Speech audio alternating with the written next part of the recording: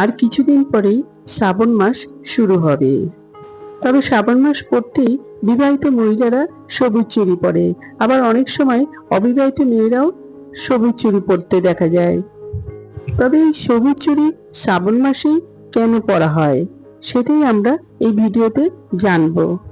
বন্ধুরা, তার আগে পরবর্তী ভিডিও পেতে চ্যানেলটাকে সাবস্ক্রাইব করে নেবেন আর ভিডিওটা লাইক শেয়ার করতে ভুলবেন না। আর কোনো কিছু তথ্য জানতে হলে কমেন্ট বক্স তো রইলই। 2026 সালে শ্রাবণ মাসে 5টি সোমবার পড়েছে। 2026 সালে 1433 বঙ্গাব্দে শ্রাবণ মাসে প্রথম সোমবার পড়েছে ইংরেজি 20 জুলাই 2026 সাল, বাংলার 3রা শ্রাবণ 1433 সাল সোমবার।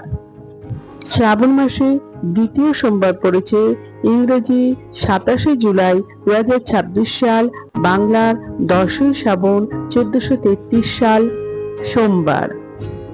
শ্রাবণ মাসে তৃতীয় সোমবার পড়েছে ইংরেজি 3রা আগস্ট 2026 সাল, বাংলার 17ই শ্রাবণ 1433 সাল সোমবার। শ্রাবণ মাসে চতুর্থ সোমবার পড়েছে ইংরেজি 10ই আগস্ট 2026 সাল, বাংলার 24শে শ্রাবণ 1433 সাল সোমবার। শ্রাবণ মাসে পঞ্চম সোমবার পড়েছে ইংরেজি 17ই আগস্ট 2026 সাল, বাংলার 31শে শ্রাবণ 1433 সাল সোমবার। এরপর আমরা জেনে নেব শ্রাবণ মাসে সবুজ চুড়ি কেন পরা হয়। সবুজ রং ভগবান শিবের প্রিয় রং। মনে করা হয় শ্রাবণ মাসে সবুজ চুড়ি পরলে অত্যন্ত শুভ। বিশ্বাস করা হয় শ্রাবণ মাসে সবুজ রং ব্যবহার করলে, সবুজ চুড়ি পরলে সৌভাগ্যের উদয় হয় এবং এই শ্রাবণ মাসে সবুজ চুড়ি পরলে ভাগ্য আলোকিত হয়।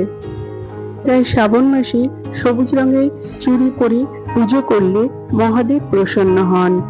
তাছাড়া সবুজ রঙের পোশাকও পরতে পারেন, কারণ এই সবুজ রং বিশুদ্ধতা, সতেজতা ও পবিত্রতার প্রতীক।